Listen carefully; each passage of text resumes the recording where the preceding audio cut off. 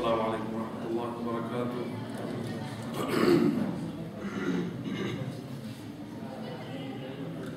أعوذ بالله من الشيطان اللعين الرجيم. بسم الله الرحمن الرحيم.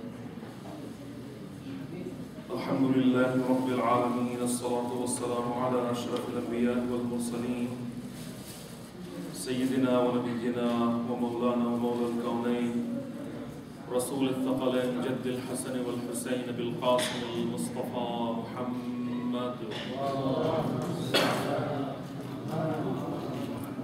وآله الطيبين الطاهرين المعصومين المظلومين المكرمين المطهرين المنتجبين المنتخبين والعاقبة للمتقين والجنة للمطيعين والنار للعاصين واللعنة الدائمة الباقية على أعدائهم من الآن إلى قيام يوم الدين. أما بعد، بسم الله الرحمن الرحيم. رب اشرح لي صدري ويسر لي أمري واحلل عقدة من لساني يفقهوا قولي. उम्मीद से गुजारिश है कि इससे पहले कि इस लेक्चर को शुरू करें, आप लोगों से गुजारिश है मरतबा सूरह फातिहा पढ़कर मरहूम की रूह को बख्शें। फातिहा।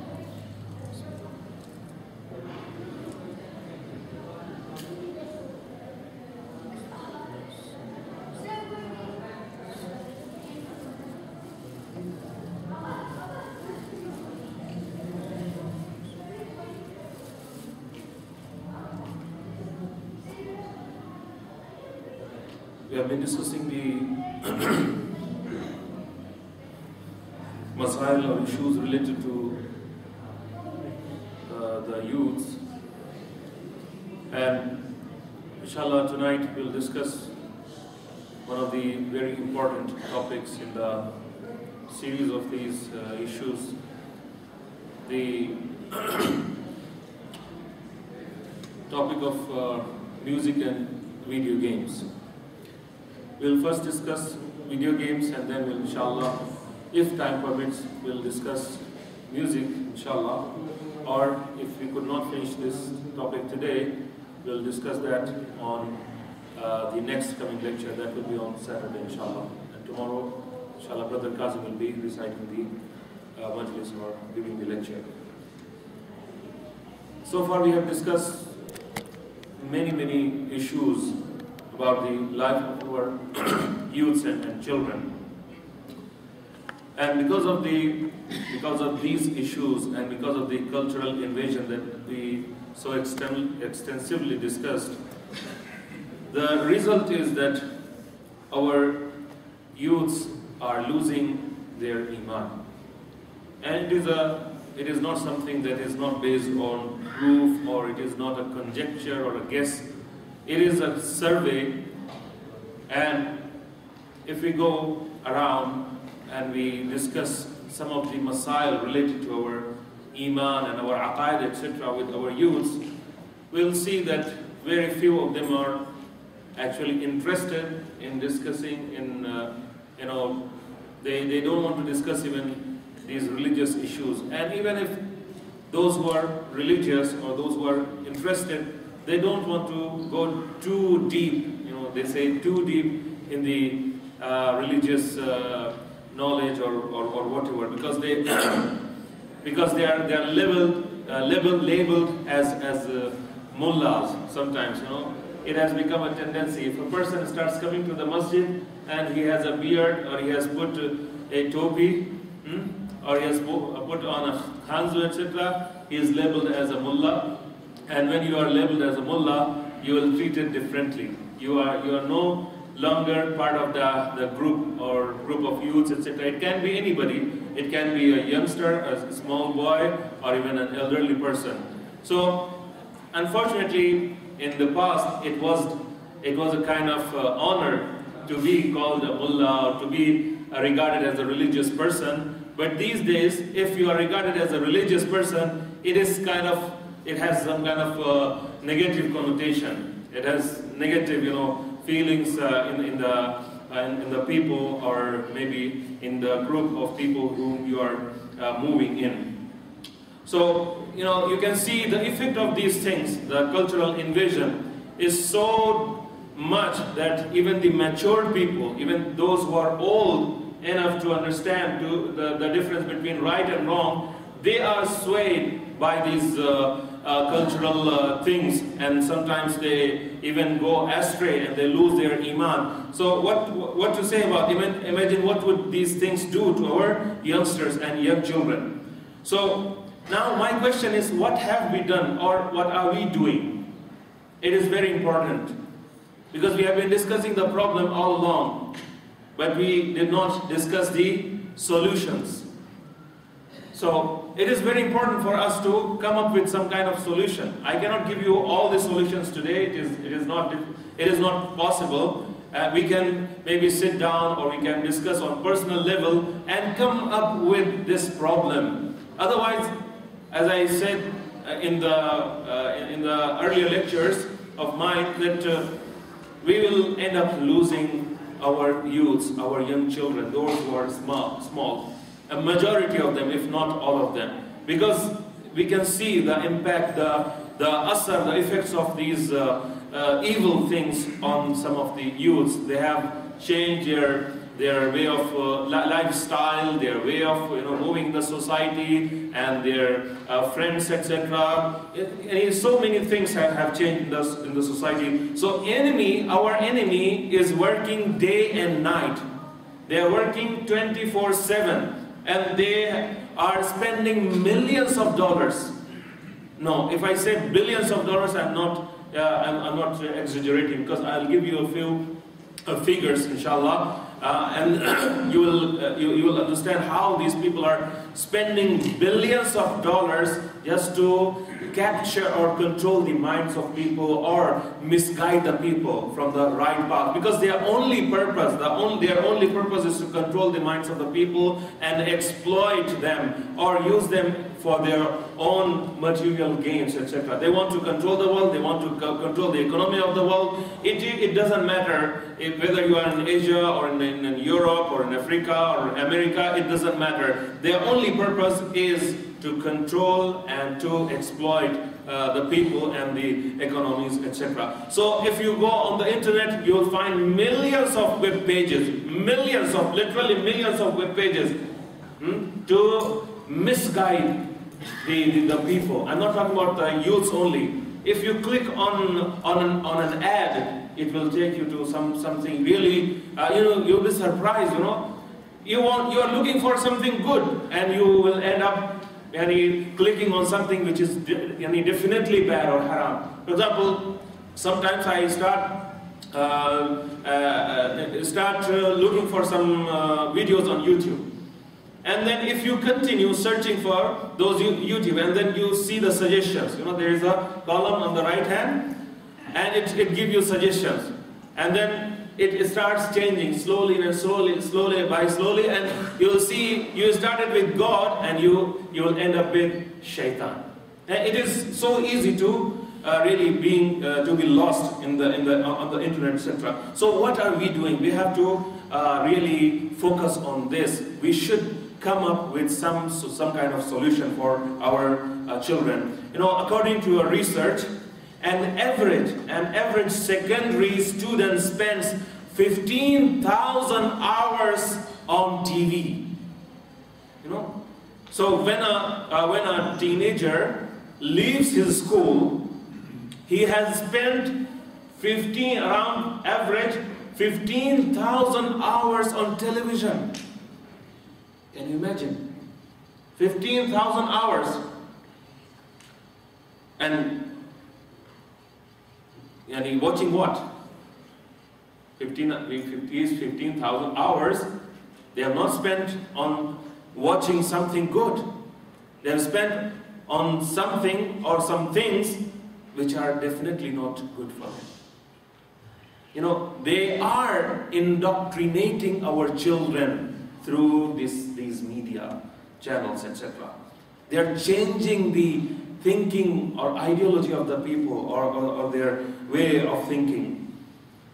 Just imagine if a teenager spends, or would have spent his 15,000 hours of his life on something good, or on a particular topic, he would have become like an expert in his in a particular field. For example, let's say a child spends 2 to 3 years of his time, 2 to 3 years of his time on memorizing Quran, he can easily memorize Quran in 3 years.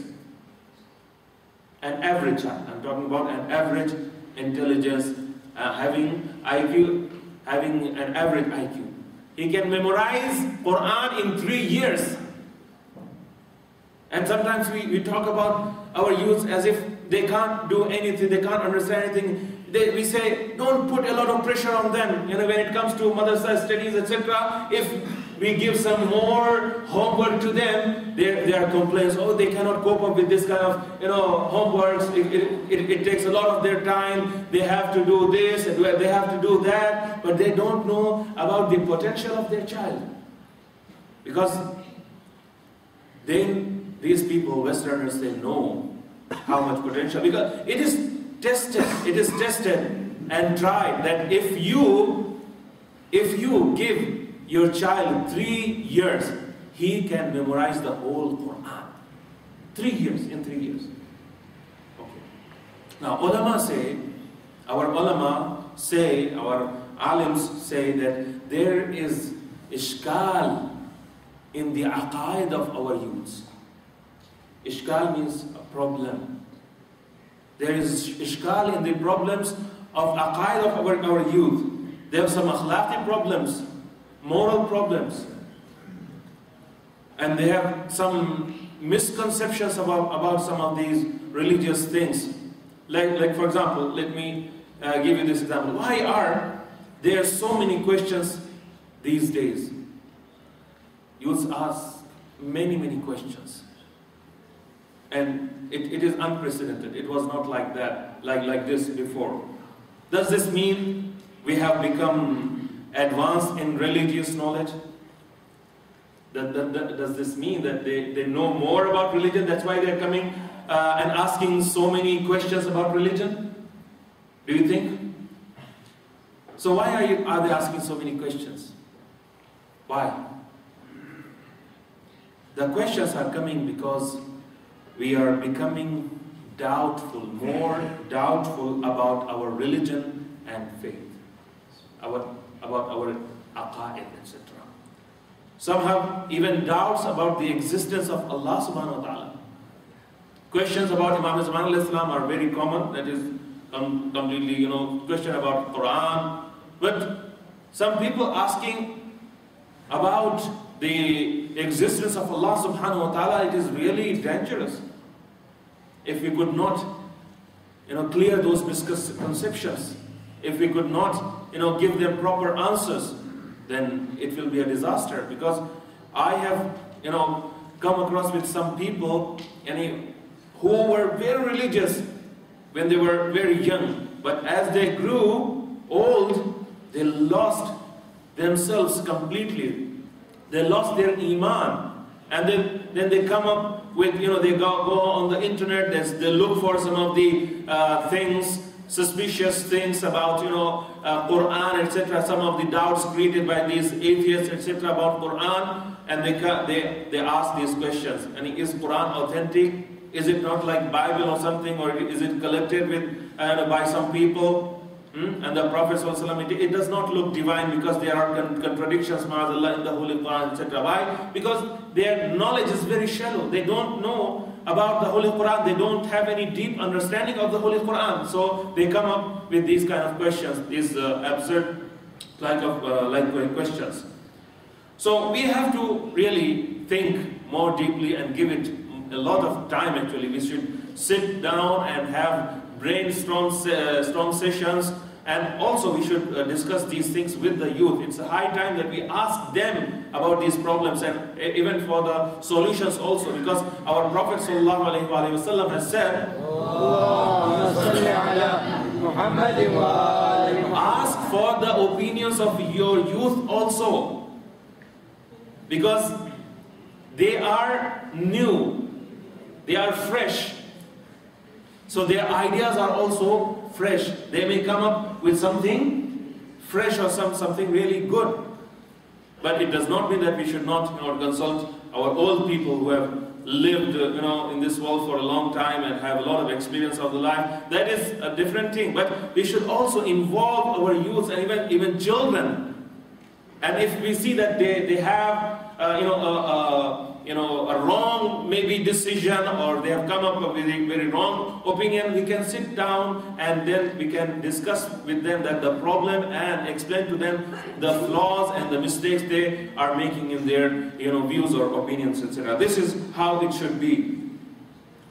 And there's another very important thing, and we should now concentrate on this a lot, and that is materialism. It has taken root in the society. I'm not talking about a particular group of people or community or so. It is everywhere. It is everywhere. So we should try to explain to our children that these materialistic things, money, etc. These things are important, no doubt about it. But the most important thing is not money. Money is just a means. It's not a goal. If it cannot serve the purpose of living a good life, a life of satisfaction and contentment, then that money is a curse. It's not a blessing. And again, money cannot solve all the problems. Alhamdulillah, many of our brothers don't have the problem of money. They have got, alhamdulillah, a lot of money, but still they have problems. They have problems in their lives, problems in the family, problems with their children, problems with their brothers and sisters and their parents, etc. So it proves that money cannot, it makes life easier, no doubt about it. No doubt about it. But it is not everything. So now let's discuss this issue of video games. There are hardly any houses left where you won't find one of these popular video games devices. Now with the time, it is becoming more and more sophisticated and more advanced. We have 3D games. We have, you definitely know about PlayStation, Xbox, Wii, etc. Even now, iPad or these Android phones or Android tablets, etc., iPods, PC games, mobile games, almost every or any electronic device you can find some kind of electronic game. Everywhere. The mobiles that you have, it has got so many mobiles, millions. Apple says they have got around 1 million software or apps. Around 1 million. Imagine how. And Google Play, Google Android, they have got like 700,000 games or apps, etc. So hundreds and thousands of games are available. If you go, just visit Apple's website, their web store, Sony's and Atari's and Google's web store, etc. You'll find that they give their figures. They are very proud of that, because people are downloading them on such a scale that it has become a matter of pride for them that people are using their platform. So iOS, Windows platform, Mac, Android, and all these platforms have got their own video games or games, etc. And absolutely free. Many of these games are absolutely free. You don't have to pay a penny also. Even a penny, you don't have to spend anything. Just download the game and start playing them.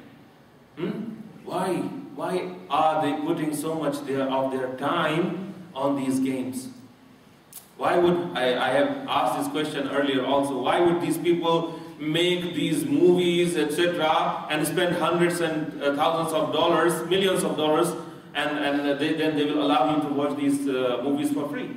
And why would they make these games and they allow you to play these games for free? They are not crazy people, they are not mad, they know what they are doing. So there is something going on behind the curtain that we may not know.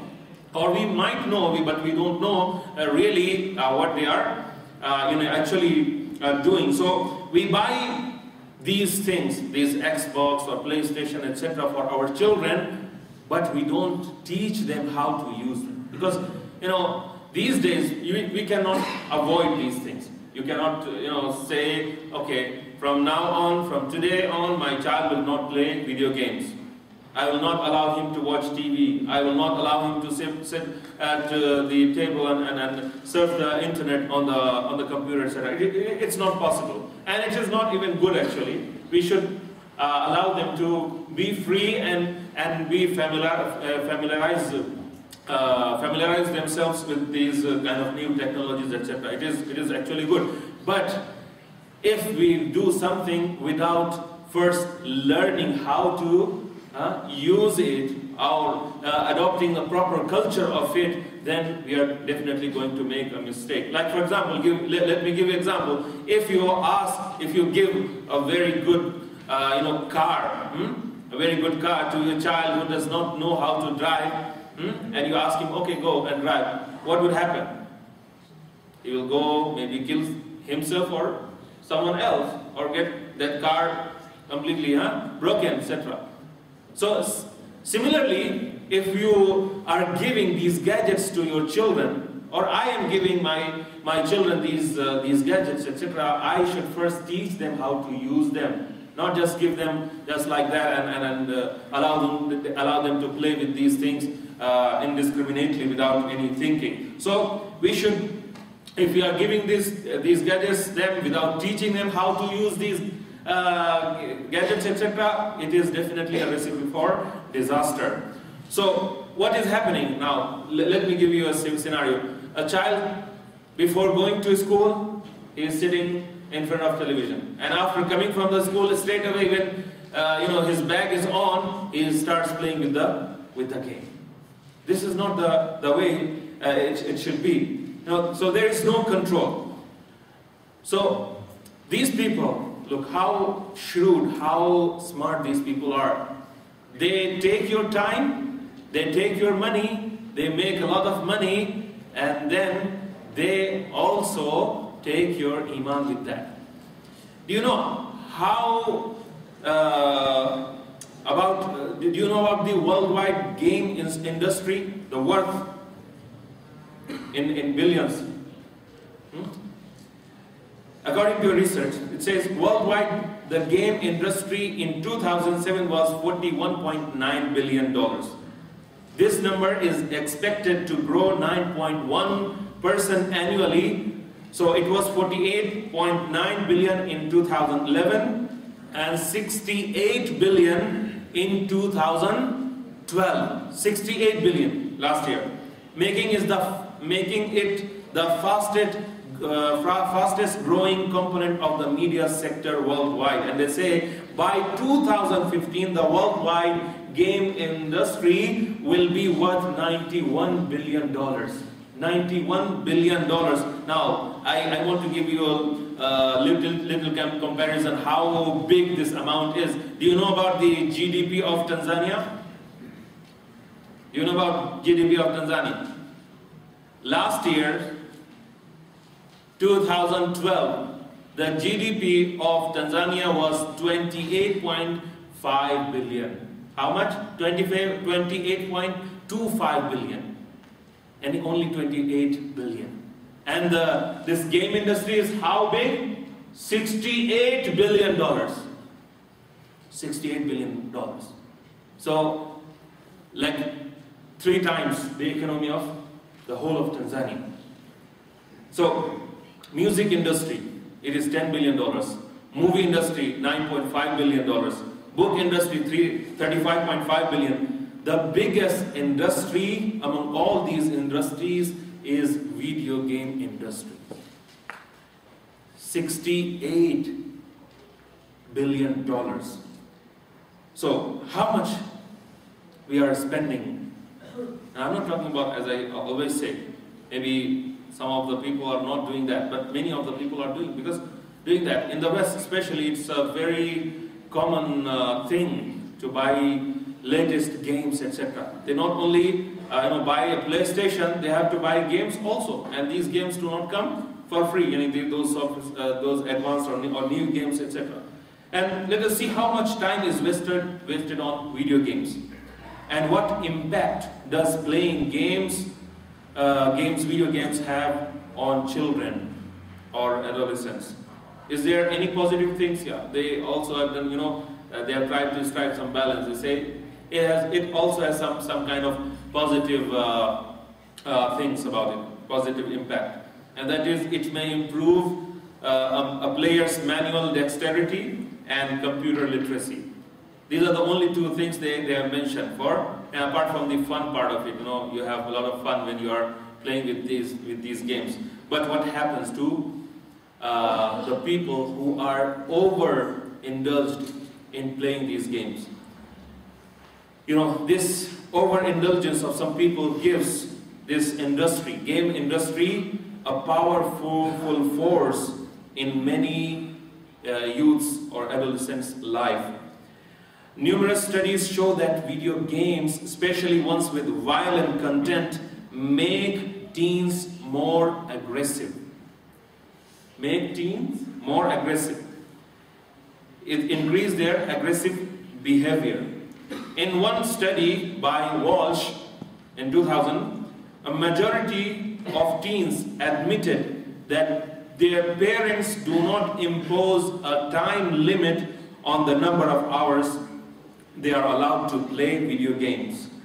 And the study shows that the most parents are unaware of the content of the entertainment software, any these video games, etc. Most parents don't know actually what happens. I can give you some example also. This GTA. Have you heard about GTA? Definitely. Those who are young here, they definitely know about it. Grand Theft Auto. And it has got so many versions, and some of the versions have obscenity to its core. Very obscene things, but parents may not know about it. And it is just one example. I've got some other examples also. You can go and do some of your own research also. You'll find that these games are actually teaching our children things that they actually should not know. And these games are played by the children who are just 7, 8, 9, 10 and above. And they see those things. Some of these games have actually clips, small clips. And in those clips you are given full control to do whatever you want. I think you are getting my message with what I'm trying to say. It is so dangerous. And then there's another research by Lynch and Linder and Walsh. They say adolescent girls played video games for an average of 5 hours a week, whereas boys averaged 13 hours a week. And this studies was done in 2004. In 2004, I don't know what would be the hours or numbers now. And they now say, the authors also stated that teens who play violent video games for extended period of time tend to be more aggressive. Are more prone to confrontation with their teachers. When they are playing, they are very excited. There are some games which are called first-person video games. First-person video games means you take the personality of that character. You become that character. You have to play that role. So if you are hitting somebody, it is not that character that is hitting, it is you. Or anything that character is doing is actually you who is doing. So these people become aggressive, and it leads to confrontation in the school. They may confront with their teachers, may engage in fights with their peers. And this is not the research done by a Maulvi or Mullah or Maulana. It is done by them. You should know. See, and also, these people would see a decline in school achievements if they play it for extended and longer hours. Now, another research says, it is by Anderson, somebody calls Anderson, and it was done in 2003. It says, playing video games may increase aggressive behavior because violent acts are continually repeated throughout the video games, and something which is continually repeated in front of somebody, it actually impacts his mind and brain and imprints it inside his brain. Also, there are so many other things. Now, I want to share some tips with you on child's media consumption. They have given, because this clock is not working, so I don't know how much time is it. So I've seen it is 9:05 already. I'll finish it just with these tips. They say, because of the popularity of the video games, completely eliminating them from your child's life might be difficult. But you can decrease the negative impact that they have on your child. Here are a few tips. They say, know the rating of the video games your child plays. Do not install video game equipment in your child's bedroom, where they are free to do anything, when you cannot observe them what they are doing. Set limit on how often and how long your child is allowed to play video games. Monitor all of your child's media consumption, video games, television, movies, and internet. Supervise your child's internet use. There are now many video games available for playing online also. So you should supervise them even when they are on the internet. I have my personal experience. I was working in Jaffrey's Academy in Nairobi, and some of these children who go for these computer classes, and you would see if a teacher is just sitting and is doing maybe his work or something, children start playing games on the internet. There are flash games available on the internet. So he thinks that they are working on something, some project, etc., but they are playing games. So this can happen very easily. And take the time to discuss with your children the games they are playing or other media they are watching. Ask your children how they feel about what they observe in these video games, television programs, or movies. And this is an opportunity to share your feelings and grow closer with your child. And lastly, share with other parents information about certain games or ideas for helping each other in parenting. So these are the tips given by them. Actually, I'm just reading these tips for you. So, they are aware of the dangers of these video games or television or movies, etc. But we sometimes, neglect our duties, and we allow our children to play these games or to sit in front of television. We want to, be at peace. We don't want them to come to us or ask too many questions or fight, etc. So for appeasing them, for making them calm, etc., we tell them, go and watch TV. Just mere paas jab bhag gaye yahan se. Just allow me to rest. I don't want to listen to your chatter or whatever. This is not the way. If we have children, we have got responsibility, and we will be at the end of the day, on the day of judgment, we will be responsible for them. If we did not supervise them properly, guide them properly, then Allah subhanahu wa ta'ala on the day of judgment would ask. Because it is mentioned in some of the ahadith that some children, when they will be asked to go, or they will be thrown in the Jahannam, they will say, ask Allah subhanahu wa ta'ala to stop, and then they will say, this is not entirely our fault, our parents are also involved. They did not prohibit us or prevent us from doing these things, and now we are going to Jahannam, so they should also bear the brunt, and they should also be punished for what they did or did not. बस आपकी ज़हमत को मैं ख़त्म करना चाहता हूँ चंद मसाइल के जुमलों के साथ। अहले बैत अलैहिस्सलाम के ये जो हमारे सामने मसाइल हैं जो पेश होते रहते हैं, ये सब अहले बैत अलैहिस्सलाम ही का सदक़ा है, और अहले बैत ही के ज़रिए से हम जो है वो अपने आप को अगर बचाना चाहें तो बचा सकते हैं। यानी यकीन मानिए, जो हम ये कहा करते हैं कि अहले बैत अलैहिस्सलाम ही हैं कि जिनकी वजह से शायद हम अब तक के बचे हुए हैं, इसमें हम कोई एक्सजेरेशन नहीं करते। اور میں ہمیشہ یہ کہتا رہتا ہوں اور کہتا رہوں گا کہ اگر ہم کو اپنے بچوں کو، اپنے آپ کو خود بھی بچانا ہے، کیونکہ یہی قوا انفسکم واہلیکم، پہلے اپنے آپ کو بچانا ہے. اگر اپنے آپ کو بچانا ہے، اپنے بچوں کو بچانا ہے، اپنی فیملی کو بچانا ہے، اپنے دوستوں کو بچانا ہے، تو سب سے بہترین راستہ، سب سے اچھا راستہ یہ ہے کہ حسین کی کشتی کے اوپر سوار ہو جاؤ، حسین کے سفینے کے اوپر آ جاؤ، اور یقین مانو کہ حسین جو ہے وہ تم کو بچا لیں گے، حسین نجات جو ہے دے دیں گے. اس لیے کہ حسین نے کربلا کے میدان میں اپنا سب کچھ قربان کر کے ہم کو بتا دیا کہ حسین کا مقصد دنیا نہیں تھی، حسین کا مقصد مال نہیں تھا، حسین کا مقصد پاور اور طاقت نہیں تھی، حسین کا مقصد جو ہے وہ نجات تھی، اور وہ بھی نجات امت جو ہے وہ پروردگار عالم کی طرف سے جو امام حسین علیہ السلام کو جو مرتبہ دیا گیا ہے وہ ایسے ہی نہیں دیا گیا ہے.